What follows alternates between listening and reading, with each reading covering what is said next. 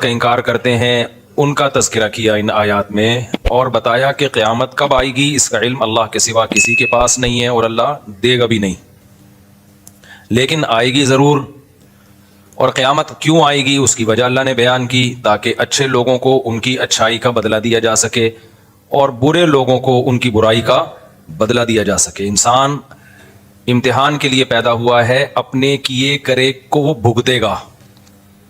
جو لوگ اس خوش فہمی میں مبتلا ہیں کہ ہم سے ہمارے کیے کرائے کے بارے میں پوچھا نہیں جائے گا، وہ بہت بڑے بے وقوف ہیں، وہ خدا کے بھی منکر ہیں، اور اللہ کو مانتے بھی ہیں تو اللہ پہ گویا الزام لگا رہے ہیں کہ اللہ نے ایسے ہی پیدا کر دیا، جو مرضی کرتے پھرو۔ ایسا نہیں ہے۔ کامیابی جنت کی صورت میں ملے گی اور ناکامی جہنم کی آگ کی صورت میں۔ تو اللہ تعالیٰ ان آیات میں تذکرہ کرتے ہیں جہنم کن لوگوں کو اپنی طرف کھینچتی ہے۔ ہماری نظر میں اچھائی اور برائی کا ایک الگ معیار ہے۔ کل ایک صاحب کہنے لگے کسی مشہور شخص کے بارے میں، بہت اچھا ہے، حالانکہ وہ غیر مسلم ہے۔ تو میں نے کہا کہ آپ نے کیسے کہہ دیا بہت اچھا ہے؟ انہوں نے کہا اتنا اچھا وغیرہ وغیرہ، جو آج کل اچھائی کا معیار ہے۔ میں نے کہا میری اور آپ کی نظر میں اچھا ہو سکتا ہے بھائی، اللہ کی نظر میں اچھا نہیں ہے۔ اپنے پیدا کرنے والے کو نہیں پہچانتا، نہ اس کو مانتا ہے، نہ اس کے بارے میں تحقیق کی کوشش کرتا ہے۔ ہمیں تو بھائی وہ اچھا لگتا ہے جو ہمارے ساتھ اچھا ہے بس۔ اللہ کو وہ اچھا لگتا ہے جو کس کے ساتھ اچھا ہے؟ اللہ کے ساتھ اچھا ہے۔ تو اللہ میاں اپنی ہی باتیں بتا رہے ہوتے ہیں قرآن میں، ٹھیک ہے نا، اپنی ہی باتیں جن کو ہم کہانیاں کہتے ہیں، اپنی ہمارے حساب سے، لیکن اللہ کے حساب سے ہماری باتیں کہانیاں ہیں اور اللہ کی باتیں کیا ہیں؟ اصل ہیں۔ مشرکین مکہ قرآن کے بارے میں کہتے تھے قرآن کہانیاں سناتا ہے، کہانیاں۔ قرآن کیا سناتا ہے؟ کہانیاں سناتا ہے، بس قصوں کی کتاب ہے۔ کہتے تھے ان ھذا الا اساطیر الاولین، یہ تو پرانے لوگوں کے قصے ہیں، موسیٰ نے یہ کہا، فرعون نے یہ کہا، شعیب علیہ السلام نے یہ کہا، قوم نے جواب میں یہ کہا، تو پرانے لوگوں کے قصے، کہانیوں کی کتابیں، کہانیوں کی۔ تو اللہ میاں ہمیں بتاتے ہیں کہ یہ جو تمہارے اسکالرز ہیں نا، جو مجھے نہیں مانتے، یہ تمہیں کہانیاں کرا رہے ہیں۔ کہانیاں کون کرا رہے ہیں؟ یہ تمہارے اسکالرز ہیں نا، جنہیں تم کو اس دنیا کی ترقی میں الجھا دیا ہے کہ یہی سب کچھ ہے، اصل میں کہانیاں یہ تمہیں کرا رہے ہیں۔ ان سے ورنہ پوچھو جنہوں نے پہلے ترقی کی وہ گئے کہاں؟ اتنی ترقی کی، ایسے ترقی کے میدان میں آگے بڑھتے بڑھتے بڑھتے بڑھتے کیا ہوا بھائی؟ ہارٹ اٹیک ہوا، دھڑام سے مر گئے۔ کوئی بوڑھا ہو کے مر گیا، کوئی جوانی میں ہی مر گیا، کوئی ایکسیڈنٹ سے مر گیا، کوئی بادشاہ بن کے مر گیا، کوئی وزیر بن کے مر گیا، کوئی سائنٹسٹ بن کے مر گیا، کوئی فلسفی بن کے مر گیا، کوئی بڑا فاتح بن کے، سکندر اعظم جیسا فاتح بن کے بھی مر گیا۔ تو اللہ کہتے ہیں یہاں کے لیے پیدا ہی نہیں کیا میں نے تمہیں پیدا کدھر کے لیے کیا ہے؟ ادھر کے لیے کیا ہے، تو اس جگہ کو سامنے رکھ کر زندگی گزارو گے تو پھر تو ٹھیک ہے۔ اس بات کو ہم کیا کہتے ہیں؟ اللہ کہانیاں سنا رہا ہے۔ اللہ کیا کر رہا ہے؟ کہانیاں سنا رہا ہے۔ یہ جو ملحد لوگ ہیں، مشرک لوگ ہیں، ملحد لوگ، ایتھیس لوگ، سیکولر لوگ، یہ قرآن پر یہی تو اعتراض کرتے ہیں۔ قرآن حوروں کی لالچ دے کے معاذ اللہ کہانیاں سنا رہا ہے، حوروں کی لالچ دے رہا ہے، جنت کی نہروں کی لالچ دے رہا ہے۔ بھائی یہ سب کہانیاں ہیں۔ اللہ میاں کیا کہتے ہیں؟ یہ تمہیں دنیا کی لالچ دے کے کیا سنا رہے ہیں؟ کہانیاں۔ اللہ کی باتوں کو کہانی کہہ رہے ہو؟ ومن اصدق من اللہ قیلا، حالانکہ اللہ سے سچی بات کس کی ہو سکتی ہے؟ اور انسان جب انسان کو گائیڈ کرتا ہے اس میں اپنے مفادات اس کے سامنے ہوتے ہیں، اپنی خواہشات ہوتی ہیں۔ تو اپنی خواہشات جس کے سامنے ہیں، وہ جو تمہیں بتا رہا ہے وہ ٹھیک ہے، اور میں جو سنا رہا ہوں وہ کیا ہے؟ کہانیاں۔ اللہ کہتے ہیں میرا تم سے کیا لینا دینا، مجھے کیا فائدہ، مجھے نہ تمہاری عبادت کی ضرورت، تمہاری نافرمانی سے میرا کوئی نقصان نہیں ہے۔ حدیث میں آتا ہے ساری دنیا کے سارے انسان جمع ہو کے اللہ کے خلاف ہو جائیں تو سمندر کے پانی میں سوئی ڈبو کے آپ نکالتے ہیں نا، تو کتنا پانی کم ہو جاتا ہے، اتنا بھی اللہ کی ملکیت اور حکومت کو نقصان نہیں ہوتا۔ اور سارے اللہ کے فرما بردار بن جائیں تو اتنا فائدہ بھی نہیں ہوتا۔ اب سوال پیدا ہوتا ہے جب نہ فائدہ ہو رہا ہے نقصان ہو رہا ہے، تو پھر اللہ کیوں چاہ رہے ہیں لوگ میری فرما برداری کریں؟ اس کا اللہ نے جواب دیا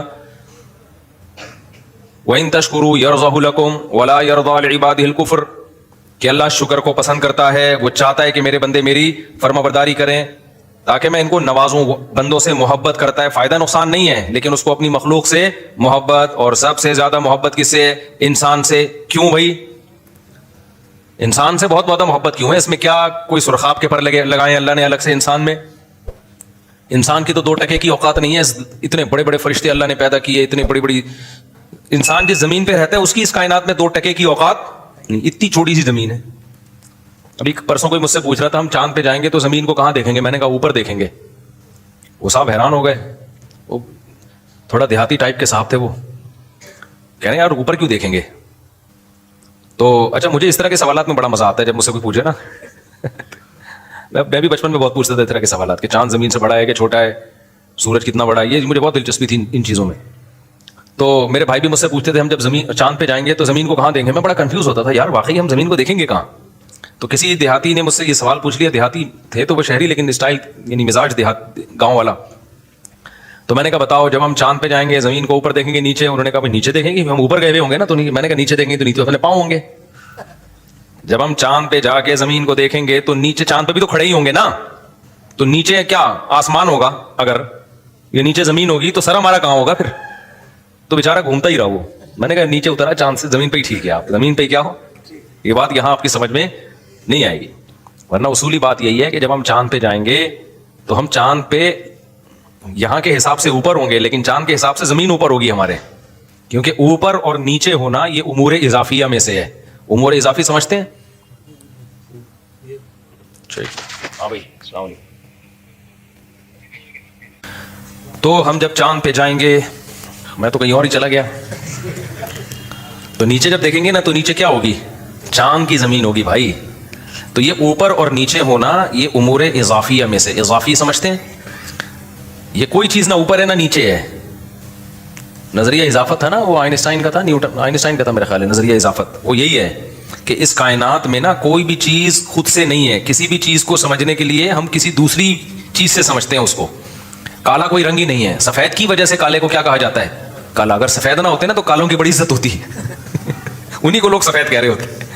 और सफ़ेद को काले की वजह से सफ़ेद कहा जाता है, गर्म को ठंडे की वजह से गर्म कहा जाता है, ठंडे को गर्म की वजह से। अब मैंने एक साइंटिस्ट ने उनसे सवाल पूछा, मैंने कहा इस कायनात का असल टेम्परेचर क्या है? क्योंकि हमें जो गर्मी नजर आती है, मैं टॉपिक पर आ रहा हूँ, आप बोलोगे क्या दरस कुरान सुनने आती है क्या, किससे लेके बैठ गए मौलवी साहब? आ रहा हूँ बस। मैंने पूछा कि ये जो कायनात है ना, ये असल में ये उमूर इजाफी जो है ना, इजाफिया जिसे कहते हैं, इसको समझना बहुत ज़रूरी है। शरीयत में भी इससे मदद मिलती है चीज़ों को समझने में, बहुत फ़ायदेमंद चीज़ है ये, इस लॉ को समझना। तो मैंने उनसे पूछा कि कायनात का असल टेम्परेचर क्या है?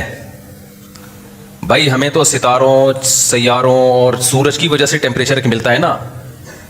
तो अगर सूरज की रोशनी नहीं मिलती तो हम ज़ीरो पे आते हैं, ज़ीरो से फिर माइनस पे आते हैं। तो अगर बिल्कुल ही कहीं हीट ना हो ज़रा सी भी, तो फिर क्या माइनस कहाँ तक होगा?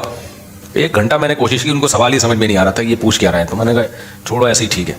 तो अभी भी मेरा सवाल है कि कोई तो टेम्परेचर असल होगा ना, कि अगर कायनात में कहीं भी हीट ना हो तो फिर कायनात का असल ओरिजिनल टेम्परेचर होता क्या है वो?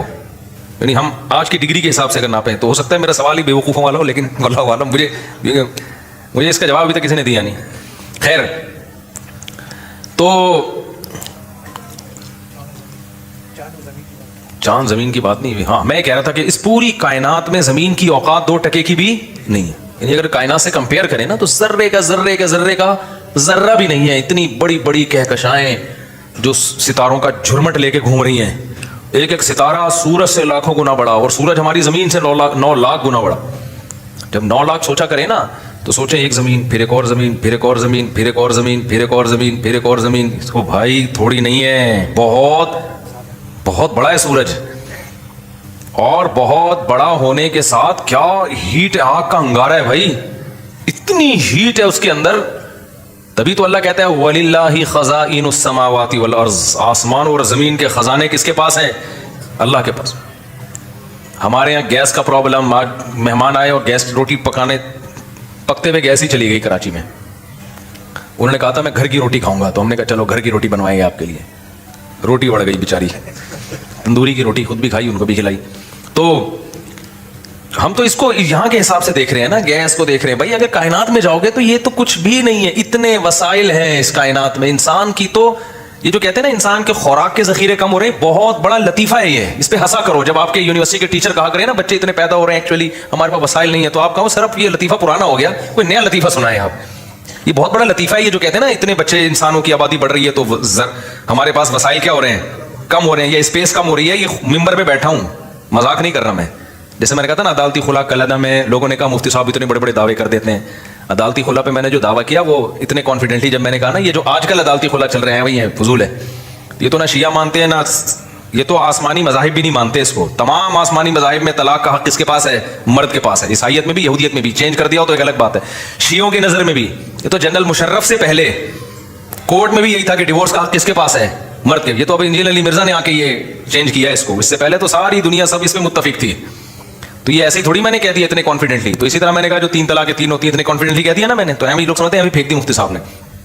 اور ایک اور میں نے جو دعویٰ کیا یہ عاملوں کے بارے میں وہی ہوتے ہیں, تو ایسی تھوڑی پھینک دی ہے کانفیڈنٹلی. آدمی ممبر پہ اتنا بڑا دعویٰ تھوڑی کرتا ہے, سمجھتے ہو. تو اسی طرح ایک اور ہے جو میں بڑے دعوے کے ساتھ کہتا ہوں, وہ بھول گیا. اور اسی طرح یہ بھی کہ یہ جو کہتے ہیں نا آبادی بڑھنے سے وسائل گھٹ رہے ہیں, زمین میں جگہ کم پڑ رہی ہے, بڑے مسائل ہو جائیں گے, تو یہ بہت بہترین کیا ہے, ہنسنے کے لیے بہت اچھا لطیفہ ہے. جب آپ کے یونیورسٹی میں ٹیچر یہ کہا کرے نا, دیکھیں ہمیں کنٹرول کرنا ہے اور وسائل ہمارے پاس کم ہے, تو آپ نے سر یہ لطیفہ پرانا ہو گیا, ٹھیک ہے کوئی نیا لطیفہ لے کر آئے. کوئی ان کے پاس نہ کیلکولیشن ہے اس کی, کچھ بھی نہیں ہے. اتنے وسائل ہیں نا اس وقت کائنات میں کہ آبادی 10 گنا بھی بڑھ جائے تو کوئی فرق پڑنے والا نہیں ہے. اتنے وسائل ہیں. چھوٹی سی مثال دے دیتا ہوں آپ کو. میں نے ادھر بھنڈی لگائی ہوئی ہے, تھوڑی سی بھنڈی یہاں پہ اتنی سی جگہ پہ, وہ بھنڈی نکلنا شروع ہوئی ہے نا, توڑو تھوڑے دن میں پھر. تو میں نے کہا یار یہ میں تو تجربہ ہے, آپ کے پاس چھوٹی سی زمین ہو, آپ پورے خاندان کی سبزی اس سے پوری کر سکتے ہو. تجربہ کر کے دیکھ لیں آپ. چھوٹی سی زمین آپ لے لو نا, تمیز سے آپ اس میں گارڈننگ کرو, آپ کو وہیں کی آپ کے گھر کے لیے آلو پیاز ٹماٹر ادھر ہی کا پورا ہو جائے گا. تو زمین تو بہت ابھی زراعت کے قابل خالی پڑی ہوئی ہے. اتنی زمین ہے کہ آپ کی سوچ نہ گوشت کھانے کے لیے کم ہے. ابھی تو سمندر پہ انسان نے صحیح طرح توجہ نہیں دی ہے. خالی ایک سمندر میں اتنی مخلوق ہے نا جو تمہاری خوراک کی ساری ضرورتیں پوری کر لیتی ہے, جبکہ انسان کی باڈی کی نیڈ اتنی ساری چیزیں ہیں ہی نہیں. صحراؤں میں جا کے دیکھو, خالی روٹی پہ ہی 100 سال نکال دیتے ہیں وہ لوگ. تو فضول قسم کا, بس جو غیروں نے دعویٰ کر دیا دم ہلائی ان کے سامنے. تو یہ بڑی پانی اتنا کہ سب ڈوب کے مر جائیں اس میں. یہ کہتے ہیں نا پانی کے ذخائر کم ہو رہے ہیں, یہ لطیفے ہیں, ان پہ ہنسا کرو, ٹھیک ہے نا, بہت اچھے اچھے لطیفے ہیں. تو لوگ جو غربت سے مرتے ہیں نا, یا بھوک سے مرتے ہیں, وہ ڈسٹریبیوشن میں ناانصافی ہو رہی ہوتی ہے. وہ تو کروڑ پتی باپ کے کروڑ پتی گھر ہو, اس میں بھی اگر 9 بچے وہ جائیداد پہ قبضہ کر کے بیٹھ جائیں اور ایک کو روٹی بھی نہ دیں, تو وہ بھی اس بنگلے میں بھی بھوک سے مرے گا وہ. خیر یہ بھی ٹاپک نہیں ہے, تو میں ہر بیان میں تھوڑا تھوڑا لگاتا رہتا ہوں. تو پتہ ہے وسائل کم نہیں ہے. کم کیا چیز ہے جس کی وجہ سے غربت آتی ہے؟ ان وسائل کو استعمال کرنے والی قوتیں. اور وہ قوت کیا ہے؟ انسان. اس قوت کی بیس کہاں سے شروع ہوتی ہے؟ مشینیں بھی کون بناتا ہے؟ یعنی قوت ہے نا, تو وہ اس کے پیچھے انسان ہوتا ہے. انسان کا دماغ استعمال ہوتا ہے, وہ مشینیں ایجاد کرتا ہے. انسان کے بازو استعمال ہوتے ہیں, وہ مشینوں کو استعمال کرتا ہے. تو جتنے انسان ہوں گے نا, آپ کے پاس ذہین دماغوں کا ریشو اتنا بڑھ جائے گا, ایجادات کے چانسز اتنے بڑھ جائیں گے, مزدور اتنے زیادہ ہوں گے. کچھ لوگوں کو اللہ نے کھوپڑی نہیں دی ہوتی, ان کو اللہ نے مضبوط بازو دیے ہوتے ہیں, وہ گڑے کھود دیتے ہیں. کچھ لوگوں کو اللہ نے کھوپڑی ایسی دی ہوتی ہے کہ وہ صرف کھوپڑی استعمال کرتے ہیں, اور وہ لاکھوں آدمیوں کا کام ایک کھوپڑی کر لیتی ہے. تو جب آبادی بڑھتی ہے تو کھوپڑیاں بھی بڑھ جاتی ہیں, ان کا ریشو, ذہین کھوپڑیاں. اور آبادی بڑھتی ہے تو مزدوروں کا ریشو بھی کیا ہوتا ہے؟ ہر طرح کی پروڈکٹ مارکیٹ میں زیادہ, تو ترقی تو ہوگی نا. تو اس لیے یہ تو بالکل ہی اس کو دماغ سے نکال دو. خیر, تو میں یہ عرض کر رہا تھا, اتنی بڑی اللہ کی کائنات, تو اس میں انسان کی اوقات بھی 2 ٹکے کی نہیں, اور زمین کی اوقات بھی 2 ٹکے کی نہیں. تو میں یہ سوال اٹھایا تھا میں نے, پھر اللہ تعالیٰ انسان سے اتنی محبت کیوں کرتا ہے؟ کیا اس میں سرخاب کے پر لگے ہوئے ہیں بھائی کہ اس کو اتنا پروٹوکول دے رہا ہے کہ پیغمبر بھی اسی میں آ رہے ہیں, آسمانی کتابیں بھی انسانوں میں بولو نازل ہو رہی ہیں, انہی کے لیے کائنات کو بنایا گیا. پوری کائنات کس کے لیے بنائی گئی ہے یار؟ اتنی بڑی کائنات, 9 لاکھ گنا بڑا سورج, پھر سورج سے بھی لاکھوں گنا بڑے اور ستارے, پھر ان ستاروں سے اور بڑے ستارے, پھر یہ تو پہلا آسمان ہے, پھر آگے دوسرا آسمان کتنا بڑا ہوگا, پھر تیسرا آسمان کتنا بڑا ہوگا, پھر چوتھا آسمان کتنا بڑا ہوگا. جس آسمانوں میں پورے 3 4 آسمان سموئے ہوئے ہیں, کتنے بڑے بڑے. یہ تو ہماری تصور سے بھی کیا ہے. تبھی ملحد لوگ یہ اعتراض اٹھاتے ہیں کہ اگر ہم اسلام کو برحق مان لیں تو اس کا مطلب وہ انسان جس کی اوقات کیڑے مکوڑوں سے بھی کم ہے, وہ زمین جس کی اوقات اس کائنات میں ذرے کے برابر بھی نہیں ہے. تو سوال پیدا ہوتا ہے, اس کائنات کا بنانے والا اتنی پدی سی مخلوق کو اتنی ویلیو کیوں دے رہا ہے؟ سمجھ میں آ رہا ہے سوال کہ نہیں آ رہا بھائی؟ اتنی پدی سی مخلوق اور اتنی سی پدی سی زمین پہ. ایک یوں سمجھیں اس کو, میں اس اشکال کو ایک مثال سے آپ کے دماغ میں اتارتا ہوں. آپ آئے میرے پاس, مفتی صاحب آپ سے ملنے کے لیے آئے. مفتی صاحب آپ سب سے زیادہ ویلیو اپنے خاندان میں, یا اپنے پریوار کہتے ہیں نا ہندی میں, اپنے پریوار میں آپ سب سے زیادہ ویلیو کس کو دیتے ہیں؟ اب میرے پاس گاڑی بھی ہے, میرے پاس موٹر سائیکل بھی ہے, میرے پاس گھر بھی ہے, میرے پاس کپڑے بھی ہیں, پگڑی بھی ہے, اور جو جو چیزیں ضرورت کی ہوتی ہیں, لوازمات, سب کچھ ہے. تو میں کہتا ہوں میں جو ویلیو دیتا ہوں اتنا سا ایک پتھر اٹھاؤں, اتنا سا ذرہ, وہ میری نظر میں اس کی ویلیو کیا ہے سب سے زیادہ. تو آپ بولو گے یار اتنی بڑی بڑی چیزیں آپ کے پاس ہیں اور یہ ایک میز کے اوپر آپ کے نا گرد کا ایک ذرہ ہے, وہ بھی ویسے ہی پڑا ہوا تھا, اور پھر اس پر ایک چھوٹا سا کیڑا گھوم رہا ہے, اس پہ چھوٹا سا کیا گھوم رہا ہے, ایک جرثومہ جو خوردبین سے نظر آ رہا ہے. تو میری نظر میں یہ سب سے زیادہ, اور میں اسی کی خاطر میں نے یہ سارا, یہ پورا جو میرا خاندان اور یہ مرغیاں اور یہ بکرے اور یہ سب چیزیں پالی ہوئی ہیں اور یہ میرا گھر اور یہ سب میں نے اس چھوٹے سے جراثیم کے لیے بنایا میں نے. تو آپ بولیں گے یار کوئی اور لطیفہ سنا دیتے ہیں مجھ صاحب, نیند شاید پوری نہیں ہوئی ہے یا کوئی اور مسئلہ ہو گیا آپ کے ساتھ, کیا باتیں کر رہے ہو. جب بھی کسی چیز کو ویلیو دی جاتی ہے سب سے پہلے کوئی سائز تو ہونا اس کا, کیا خیال ہے. تو ملحد لوگ جو اعتراض کرتے ہیں نا, وہ یہی اعتراض ہے کہ یہ کیا, کیونکہ اگر ہم اسلام کو صحیح مانتے ہیں نا تو اسلام اس کائنات میں سب سے زیادہ عزت کس کو دیتا ہے, بولو, انسان کو. سب سے زیادہ ویلیو کس کو دے رہا ہے, اور جتنے پلینٹ ہیں نا زمین اس کائنات میں, ان میں سب سے زیادہ ویلیو کس سیارے کو دے رہا ہے, بولو, زمین کو. کیوں دے رہا ہے؟ قرآن کی بہت ساری آیتیں ہیں. پہلی آیت وَسَخَّرَ لَكُم مَّا فِي السَّمَاوَاتِ وَمَا فِي الْأَرْضِ, اللہ کہتے ہیں جو بنایا اس تمہارے لیے بنایا میں نے. وہی بات ہو گئی نا, میری میز پہ ایک چھوٹا سا پتھر پڑا ہوا تھا معمولی سا, اس کے اوپر ایک چھوٹا سا 2-3 جرثومے گھوم رہے تھے, یا خوردبین سے دیکھا تو 1 کروڑ تھے. میں کہوں یہ سارا کس کے لیے بنایا, یہ سب کچھ کس کے لیے ہے, اس کے لیے. تو اشکال ہوگا کہ نہیں ہوگا, ابے بھائی اس میں کیا ہے یار, تو پھونک مارو اڑ جائیں گے. تو اللہ یہی کہہ رہا ہے کہ اس پوری کائنات میں یہ زمین کیا ہے, ایک مٹی کے 1000ویں حصے کے برابر بھی نہیں ہے زمین, اتنی چھوٹی ہے.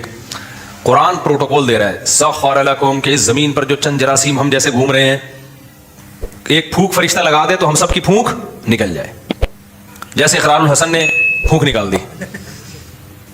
تو اللہ کیا کہہ رہا ہے, وَسَخَّرَ لَكُم مَّا فِي السَّمَاوَاتِ, پروٹوکول دیکھو, جو کچھ آسمانوں اور زمین میں, اللہ کہتے ہیں جمیعاً, تمام کا تمام, تاکیدیں لگا دی اللہ تعالیٰ نے. یعنی ہو سکتا ہے ہم, ایک وہم ہو سکتا تھا کہ شاید اللہ نے تھوڑا مبالغہ زیادہ کر دیا ہے. اللہ نے کہا کہ جو کچھ آسمانوں میں, جو کچھ زمین میں تمہارے لیے, تو جو کچھ سے مراد ہوگا 2-4 چیزیں.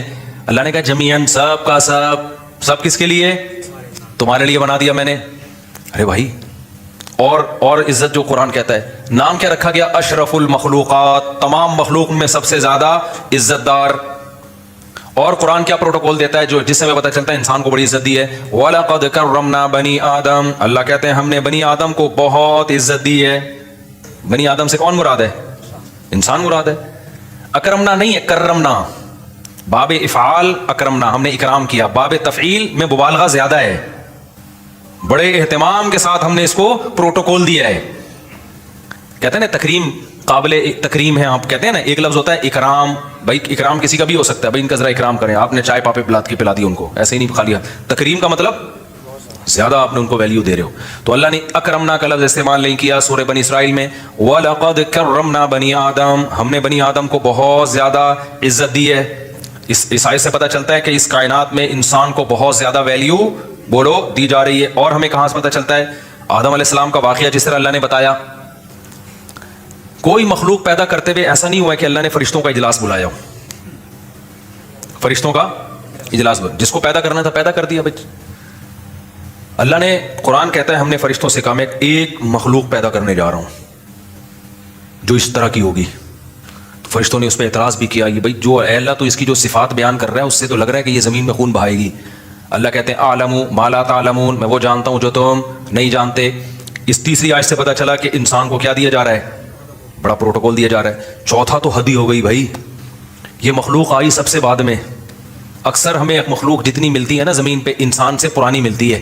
نیا کوئی بھی ایجاد, میرے کم از کم ہم نے اپنی زندگی میں دیکھا ہے کہ نیا جانور ایجاد ہوا ہے, صحیح ہے, ہوگا پرانی نسل کہیں سے دریافت ہو گئی ہوگی. سب سے لاسٹ میں کون آ رہا ہے, انسان آ رہا ہے. ڈارون نے تو پورا ہی وہ کام کر دیا, اس نے کہا یہ آخری وہ ہے, ارتقاء کا آخری مرحلہ ہے. ڈارون مجھے ملا نا, میں چھوڑوں گا نہیں اس کو, میں ایسے چند سوال آن کیمرہ پوچھوں گا کہ تو مجھے یہ بتا کہ بندر سے اچانک چھلانگ لگا کے کیسے انسان بن گئے. جب بندر سے انسان بن رہے تھے تو بیچ کی کہاں نسلیں کدھر غائب ہو گئی, کچھ ایسی ہوتی جو پوری انسان بن چکی تھی, کچھ ایسی ہوتی جو 90% انسان ہوتی. دیکھو بہت ساری نسلیں چلی ہیں نا, 20 ٹرینیں کراچی سے پشاور جا رہی ہیں, کسی کی سپیڈ تیز ہوگی, کسی کی کم ہوگی, ایک ٹرین ابھی پہنچی, ایک 5 منٹ بعد, ایک 5 منٹ بعد, ایسے ہوگا نا. اگر یہ اتفاق سے سارے ارتقا کرتے کرتے ایوالو ہوتے ہوتے انسان بن گئے ہیں, تو وہ ایوالو ہوتے ہوتے ہوتے ہوتے کچھ بندر پورے بن چکے ہوتے, آگے ان کی نسلیں چلنا شروع, کچھ ایسے ہوتے بندروں کی جو ابھی قریب میں ہوتے, کچھ اس سے پیچھے ہوتے, کچھ اس سے پیچھے ہوتے. کیا خیال ہے؟ کچھ ایسے ہوتے جن کی دم ابھی کم ہو چکی ہے, پوری ختم نہیں ہوئی ہے, کچھ ایسے ہوتے جو پوری.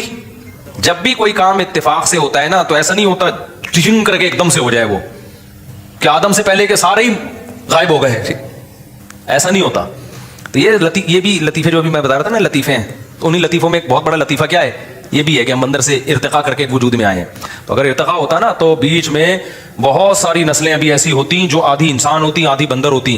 بن مانس کو کہتے ہیں آدھا انسان آدھے بندر, تو اس کے بیچ میں بھی ہوتی نسلیں, اس کے بیچ میں بھی ہوتی. کچھ ایسے ہوتے ہیں, یہاں بیان میں 2-4 ایسے بیٹھے ہوتے ہیں, ہم کنفیوز ہوتے ہیں. آپ جیسے ہومو سیکشولیٹی جو لوگ قائل ہیں نا, تو کہتے ہیں ہم نہ ادھر کے ہیں نہ ادھر کے, ہم بیچ کے ہیں. دیکھو ایسے بچے پیدا ہو جاتے ہیں کہ وہ نہ مرد ہوتے ہیں نہ عورت ہوتے ہیں, لیکن ڈاکٹر کہتے ہیں اس میں عورت والی علامتیں کیا ہیں, زیادہ ہیں. اور بعض ایسے ہوتے ہیں جس میں ڈاکٹر کہتے ہیں کہ مرد والی علامتیں ان میں زیادہ ہیں. بالکل بیچ کے خربوں میں کوئی, لاکھوں میں کوئی ایک ہوتا ہے جس کے بارے میں فیصلہ کرنا مشکل ہوتا ہے کہ یہ ادھر ہے, وہ تقریباً نہ ہونے کے برابر ہے. وہ زیادہ تر یہی ہوتے ہیں, کچھ ادھر کچھ ادھر. تو اگر یہ ارتقاء کا نظریہ ٹھیک ہوتا نا, تو یہاں بھی لوگ بیٹھے ہوئے ہوتے مختلف قسم کے. کچھ ایسے ہوتے جو پورے کیا ہوتے انسان, کچھ ایسے ہوتے جو پورے بندر ہوتے جو بیان میں آتے ہی نہیں, جو کہتے ہیں ہمارے لیے بیان ہو ہی نہیں رہا. کچھ ایسے ہوتے جو تھوڑے تھوڑے نسلیں ہوتی جو ابھی انسان, جنہوں نے 1 لاکھ سال کے بعد جا کے انسان بننا ہے, اور 1 لاکھ سال پہلے وہ بندر تھے, ابھی وہ بیچ کے راستے میں ہیں. تو وہ آدھی بات میری ان کی سمجھ میں آ رہی ہوتی, آدھی ان کی سمجھ میں. بھائی دماغ نے بھی تو, ڈاکٹر کہتے ہیں نا, ارتقا کیا ہے, ایک دم سے تھوڑی اتنا ذہین بن گیا. تو بیچ کے دماغ ایک دم شارٹ کیوں ہو گئے؟ اس پہ کہتے ہیں کوئی بڑا ڈیزاسٹر ہوا ہے, کوئی حملہ ہوا ہے, کوئی دھماکہ ہوا ہے جس سے سارے ہی مر گئے, کوئی جنگ ہوئی ہے. ایسا نہیں ہوتا بھائی, جنگیں انسانوں میں ہوئی ہیں, تو کوئی قوم پوری ختم نہیں ہوئی اب تک کسی جنگ میں. کچھ نہ کچھ 2-4 بچی جاتے ہیں اس کے, جو پھر دوسری قوم سے کراس بریڈنگ کر کے نکل جاتے ہیں وہ. تو یہ کیسے ایک دم ختم ہو گئے؟ تو کچھ بیانات میں لوگ بیٹھے ہوئے ہوتے, کچھ پورے وسیم بھائی ہوتے, کچھ پورے ستار بھائی ہوتے, کچھ پورے بن مانس جیسے ہوتے, وہ بیان میں آتے ہی نہیں, ظاہر ہے ان کے لیے بیان ہو ہی نہیں رہا. کچھ ایسے ہوتے جو میرا بیان آدھا سمجھ رہے ہوتے, آدھا نہیں, آدھا سمجھ اس لیے رہے ہوتے کہ آدھے انسان بن چکے ہیں, وہ آدھا دماغ ان کا ذہین بن چکا ہے, آدھا بیان اس لیے نہیں سمجھ رہے ہوتے کہ آدھے وہ ابھی بندر ہی ہیں. کچھ ایسے ہوتے 75% انسان ہوتے اور 25% وہ کیا ہوتے, بندر ہوتے. یہ ہونا چاہیے تھا, یہ نہیں ہے. اس کا مطلب یہ شروع سے ہی پھینکی گئی ہے بہت لمبی. تو یہ نہیں ہوا ایوالو. اور بات یہ ہے کہ پہلی دفعہ کیسے بن گیا, یہ سیل وجود میں کیسے آ گیا, وہ تو خیر یہ اس میں کئی دفعہ بیان کر چکا ہوں. تو اللہ تعالیٰ نے آدم کو پیدا کر کے جو پروٹوکول دیا ہے نا, اف, اتنا پروٹوکول کسی مخلوق کو نہیں. ایک تو سب سے لاسٹ میں لایا جا رہا ہے, مہمان خصوصی اکثر آخر میں آتے ہیں, اور بعض لوگ لیٹ ہی اس لیے ہوتے ہیں اپنی ویلیو جتانے کے لیے. پروگرام میں ان کو 8 بجے بلایا تھا, 11:15 بجے پہنچ رہے ہوتے ہیں, یہ بتانے کے لیے کہ ہم بہت مصروف آدمی ہیں. تو یہ بے وقوفی کی بات ہے. تو لاسٹ میں آ رہے ہوتے ہیں, اسٹیج پہ لایا جاتا ہے. تو انسان کو اللہ تعالیٰ نے ساری مخلوق پیدا کر دی, سورج چاند ستاروں کا نظام, پورا ایک منظم نظام, سسٹم وجود میں آ گیا. سسٹم نہیں, سسٹم. تو یہ جو سسٹم ہے نا ہمارے ملک میں جو چل رہا ہے, اگر نظام کائنات میں بھی سسٹم چل رہا ہوتا تو چلتا یہ سسٹم کب سے برباد ہو چکا ہوتا. تو اللہ تعالیٰ نے سب سے آخر میں کس کو پیدا کیا, آدم کو. یہ بھی عزت دی ہے. پھر کتنا پروٹوکول دیا, فَإِذَا سَوَّيْتُهُ وَنَفَخْتُ فِيهِ مِن رُوحِي فَقَعُوا لَهُ سَاجِدِينَ. یہ سب ہمیں عزت دی جا رہی ہے. یہ میں پتہ ہے کیوں یہ سوال کو اتنا آپ کے دماغوں میں ڈال رہا ہوں اور پھر اس کے جواب کو اتنا فوکس کر رہا ہوں, تاکہ ہمیں اپنی ویلیو سمجھ میں آئے. اتنی عظیم مخلوق فحش فلمیں دیکھنے کے لیے پیدا نہیں کی جاتی. اتنی عظیم مخلوق شراب اور کباب کے لیے پیدا نہیں کی جاتی. اتنی عظیم مخلوق عیاشی کے لیے پیدا کرنا مقصد نہیں تھا. اتنی عظیم مخلوق کھانے پینے اور غل غپاڑوں کے لیے نہیں ہے. اس لیے میں سوال کو نا آپ کے دماغوں میں اچھی طرح سے بٹھا رہا ہوں.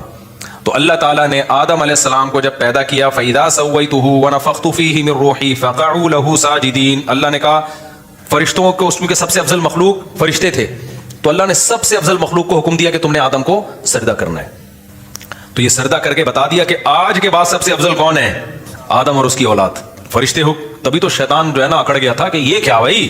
شیطان نے وہی اعتراض کیا جو ملحدین اعتراض کر رہے ہیں کہ اتنی چھوٹی سی زمین پہ اتنی چھوٹی سی مخلوق کو اتنا پروٹوکول, جن کے پاس تو پاور زیادہ ہوتی ہے.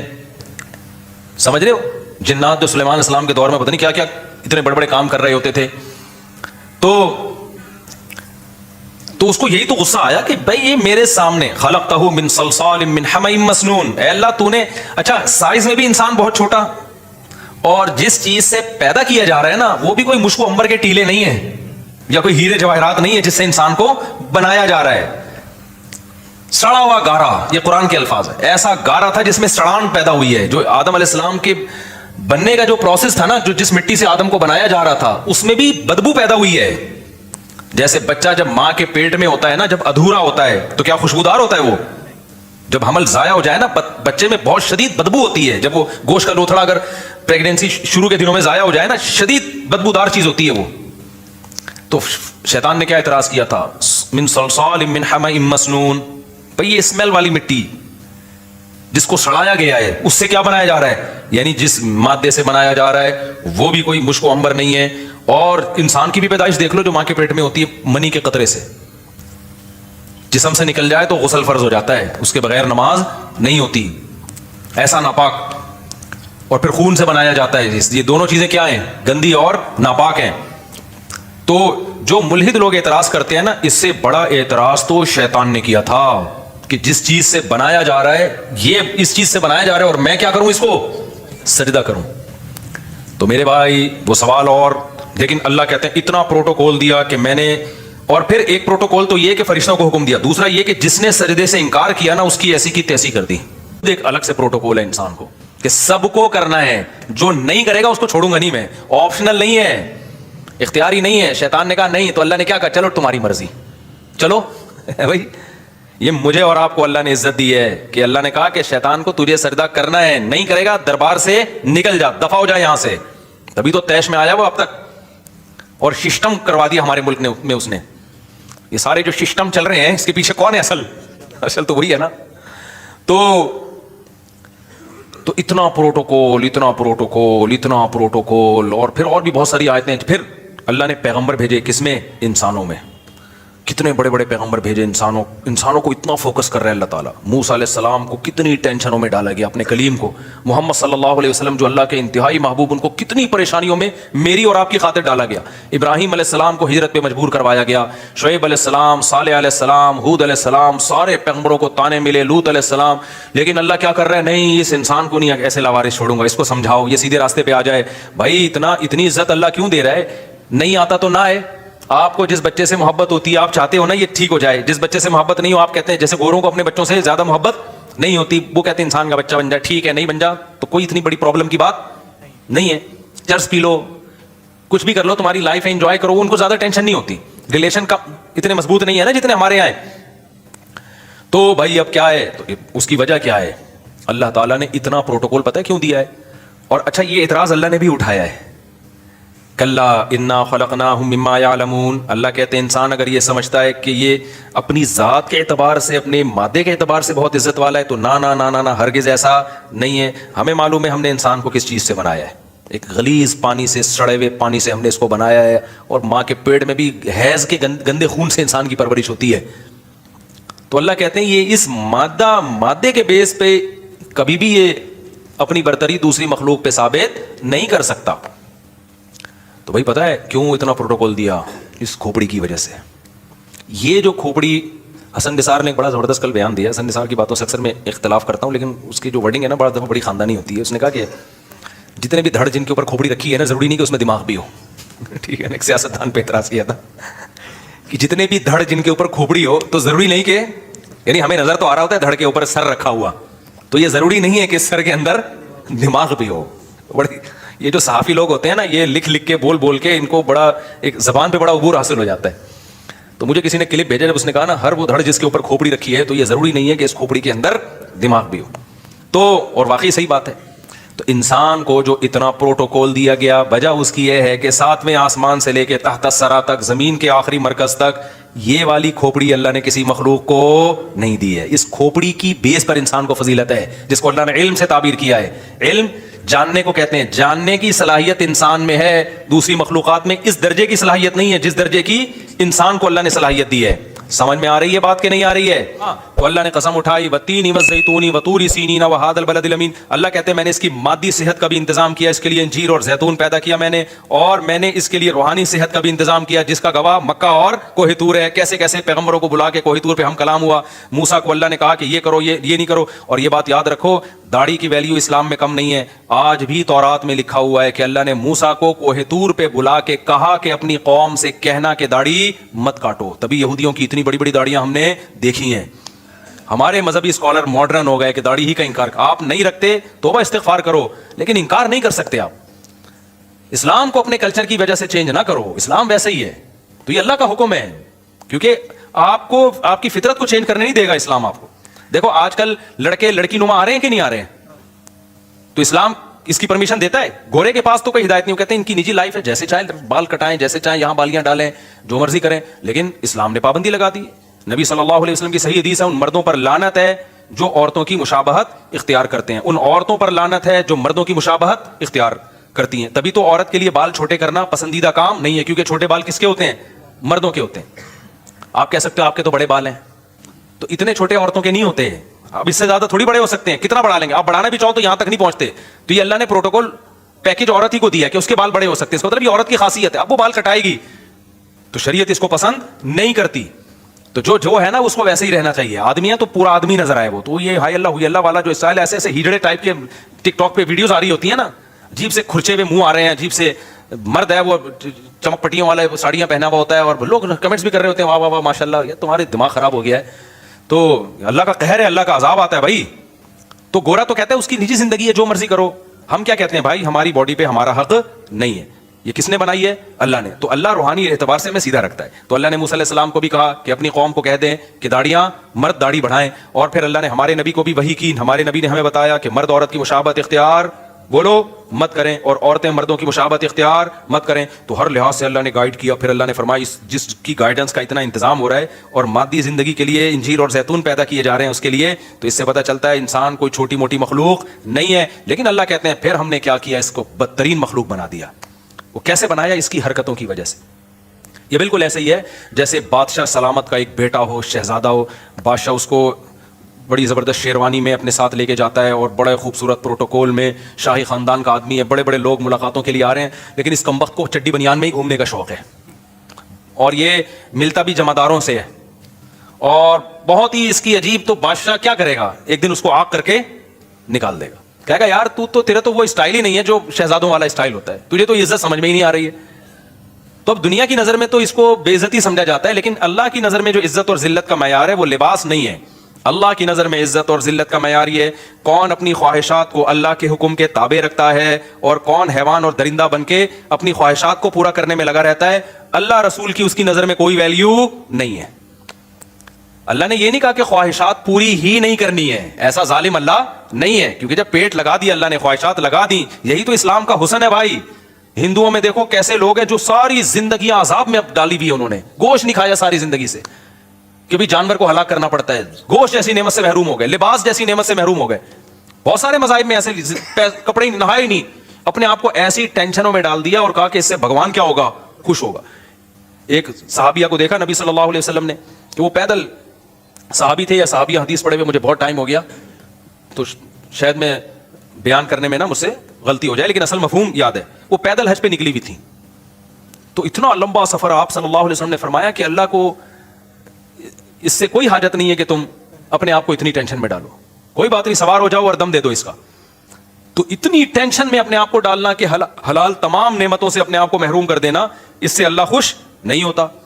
لیکن اللہ نے کیا کہا کہ بھائی ایک خواہشات وہ ہیں جو انسانوں پہ سوٹ کرتی ہیں, ایک وہ ہیں جو گدے گھوڑوں پہ سوٹ کرتی ہیں, وہ انسانوں کے کام نہیں ہے. مثال کے طور پر آپ عزت دار تھے, آپ نے اپنے بچوں سے کہا بیٹا میں چاہتا ہوں تم خوش رہو, بیٹا بتاؤ تمہیں کیا چاہیے. بچہ کہتا ہے ابو مجھے جو ہے نا آئس کریم چاہیے. آپ کہیں بیٹا بہترین آئس کریم آرڈر کر دی. اور بتاؤ بیٹا تمہیں کیا چاہیے. ابو مجھے گاڑی چاہیے, یہ لو بیٹا گاڑی لے لو. اور بیٹا کیا چاہیے. ابو میں جوان ہو گیا, مجھے ایک اچھی سی بیوی چاہیے. کوئی بات نہیں بیٹا, ٹھیک ہے بتاؤ کون سی والی چاہیے, وہ والی چاہیے, نہیں وہ والی چاہیے, چلو وہ یہ والی لے آؤ. یہ سارے ایسی باتیں جس سے ابا اگر انسان کا بچہ ہوگا تو وہ غصہ نہیں ہوگا. میں اس لیے کہہ دیا کہ ابا اس طرح کی باتوں سے بھی, آئس کریم کھلانے میں ٹینشن میں نہیں آتے, گاڑی دلانا. جب شادی کی بات کرے گا تو وہ پتہ نہیں غصہ ہو جاتے ہیں کہ پاگل ہو گیا ہے, حالانکہ وہ بھی آئس کریم بھی ایک خواہش کے لیے ہی کھا رہا ہے, گاڑی بھی اس لیے. तो वो भी तो उसकी जरूरत है ना भाई, लेकिन उसके अब्बा को एकदम मीटर शॉर्ट हो जाता है अब्बा का। तो खैर, लेकिन इंसान यानी अब्बा अगर वाकई, इंसान का बच्चा नहीं कहना चाहिए, अब्बा की तौहीन हो रही है इसमें, अब्बा अगर वाकई अब्बा होंगे। लेकिन अब क्या है कि अब्बा ने कहा बेटा मैं चाहता हूं तुम्हारी जो बेटा जरूरत है वो पूरी करना चाहता हूं, बताओ तुम्हें क्या चाहिए। अब्बा मुझे चर्च चाहिए। अब अब्बा को गुस्सा आएगा कि नहीं आएगा? बेटा हम खानदानी लोग हैं, तुम भी खानदानी हो, ऐसे मजाक दोबारा नहीं करना। अब्बा मैं मजाक नहीं कर रहा, मुझे क्या चाहिए? चर्च चाहिए। यार बेटा ये गलत चीज है, और बताओ क्या चाहिए इसके अलावा? अब्बा मुझे आंटी को छेड़ना है जाके, मुझे बीवी नहीं चाहिए। मैं वैसे ही गधे घोड़े जैसे करते हैं ना, जब एक ट्रक उनके दिमाग पे सवार होती है तो गधा गधी तलाश करता है कि नहीं करता? तो अब्बा एक महल्ले में गधी है जो मुझे पसंद आ गई है, बस मैंने वहां जाना है, अपनी ठरक पूरी करनी है। शादी वादी करके बीवी बना के नहीं लाना, जब तक ठरक पूरी होगी करूंगा, उसके साथ रिलेशन रखूंगा, जब ठरक पूरी हो जाएगी तो फिर उसको छोड़ के किसी और। अब्बा इंसान का बच्चा होगा तो खुश होगा ऐसी बातों पे? जायदादों से आग कर देगा, बोलेगा ये मेरा बच्चा नहीं है भाई, किसी ने गलती से मेरे खाते में नादरा में गलती से मैंने, निस्बतें दूर करेगा भाई मेरा इस बच्चे से, लोगों ये मेरा बच्चा नहीं है, मेरी बेइज्जती हो रही है। खुदा की कसम यही काम इंसान के साथ हो रहा है। कुल मन हर्रम ज़ीनतल्लाहि अल्लती अखरज लिइबादिही वत्तय्यिबाति मिनर रिज़्क़। अल्लाह कहते हैं बताओ, ये जो हिंदुओं ने बहुत सी चीजें हराम कर ली, ईसाइयों ने बहुत सी चीजें हराम कर ली, अल्लाह कहते हैं जो हलाल पाकीज़ा चीजें कौन हराम कर सकता है? तुम कहो मैंने पैदा तुम्हारे लिए, ये शहद मैंने तुम्हारे लिए पैदा किया, ये जानवरों का दूध मैंने तुम्हारे लिए पैदा किया, मुर्गियों के अंडे मैंने तुम्हारे लिए पैदा किए, और तुम्हारे मशवरे पर पूरे साल मुर्गी अंडा देगी, ठीक है ना, गन पॉइंट पे ऐसी ग़िज़ाएं पैदा कर दी जो पूरे साल ही अंडे देने पे आ गई है। और मैंने तुम्हारे लिए औरत को पैदा किया जिससे तुम निकाह करो, इससे तुम्हें मोहब्बत मिलेगी, लितस्कुनु इलैहा, सुकून मिलेगा, मोहब्बत मिलेगी, तुम्हारा खानदान और परिवार तुम्हारा आबाद होगा। जअल लकुम मिन अनफुसिकुम अज़वाजा, अल्लाह ने तुम्हारी जिन्स के जोड़े पैदा किए तुम्हारे लिए। वजअल लकुम मिन अज़वाजिकुम बनीना व हफ़दा, इससे तुम्हें औलाद मिलेगी और फिर बुढ़ापे में नाना और दादा बनोगे, वो एंजॉय करोगे, ये सब तुम्हारे लिए। इंसान ऐसा कमबख्त निकला, इंसान ने कहा ना मुझे गर्लफ्रेंड चाहिए, मुझे बीवी नहीं चाहिए। गधे घोड़े वाले काम किए कि नहीं किए? फर्क पता है क्या? गधा घोड़ा ये काम टाई और सूट पहन के नहीं करता। इंसान ने क्या किया? 3 पीस सूट और टाई में, और व्लॉग बनाई, मेरी गर्लफ्रेंड है, ये मेरी कुलीग है जिसके साथ मैं घूमता हूं। 3 पीस सूट और टाई से इंसान मुहज्जब नहीं बन जाता। इंसानों को धोखा दिया जा सकता है, अल्लाह को धोखा बोलो नहीं दिया जा सकता। अल्लाह की नजर में काफिर की 2 टके की वैल्यू नहीं है, क्योंकि काफिर अल्लाह के कहे हुए अच्छे को अच्छा नहीं मानता, अल्लाह के कहे हुए बुरे को बुरा नहीं मानता। अल्लाह मियां ने कहा ये मैंने तुम्हारे लिए दूध की नहरें पैदा की, ये मैंने तुम्हारे लिए शहद दूध पैदा किया, मैंने तुम्हारे लिए शहद पैदा किया। काफिर क्या कहता है? मैं शराब पीऊंगा। वो क्या कह रहा है? मैं क्या पीऊंगा? और असेंबली से बिल भी पास करा लिया कि शराब क्या है? लीगल है। अल्लाह कहते हैं भाई ये इंसानों वाले काम नहीं है, ये इंसानों पे सूट, ये गंदी। देखा ना शराबी के मुंह से आंखें कैसी होती हैं उसकी? देखो फिल्मों की शराबी और होते हैं, एक्चुअल में शराबी बोलो ना और होते हैं। फिल्मों का शराबी तो ऐसा होता है आदमी कहता है मैं भी 2 बोतलें पी लूं, लेकिन एक्चुअल में जब आप शराब ने देखे हैं ना, यूरोप में भी देखे हैं, इधर भी थाईलैंड वाईलैंड में भी गया, तो इतवार की रात को मैं ऐसे हम लोग टहल के नहीं निकले, ऐसे पड़े हुए हैं लोग, मुंह से रालें टपक रही हैं, गंद बदबू। एक्चुअल में ये होता है, कत्ल हो जाते हैं, एक्सीडेंट हो जाते हैं, जहाज गिर जाते हैं। पायलट ने पी ली, टेस्ट होते हैं, फिर भी बाज़ दफा निकल जाता है पायलट। तो पायलट जो है ना वो पी के उल्टा हो गया, वो समझा कि जहाज उल्टा हो गया है। हालांकि खुद उल्टा हुआ था वो, उस चक्कर में उसने जहाज को सीधा करने की कोशिश की, सारी पब्लिक ही उलट गई। इतने हादसात होते हैं ना शराबियों के दुनिया में, आपकी सोच से भी ज्यादा। ये तो छुपाते हैं, दांत तोड़ दिया किसी के, मुक्का मार दिया, केस भी नहीं बना सकते कि पीवी थी भाई इसने। इसलिए अल्लाह ने कहा इतनी हलाल चीजें पैदा की हैं, गंद की तरफ मत जाओ। ठीक है तुम्हें टेंशन है, डिप्रेशन है, हर दुनिया में खुशियां भी आती हैं, गम भी आते हैं, तो उसका हल है कि अल्लाह ने नींद को पैदा किया तुम्हारे लिए, सो जाओ तुम। और क्या करो भाई? अल्लाह से सब्र मांगो, नमाज में दिल लगाओ। आपने टेंशन दूर करने के लिए नशा करना, आइस लेना शुरू कर दिया, चरस पीना शुरू कर दिया आपने।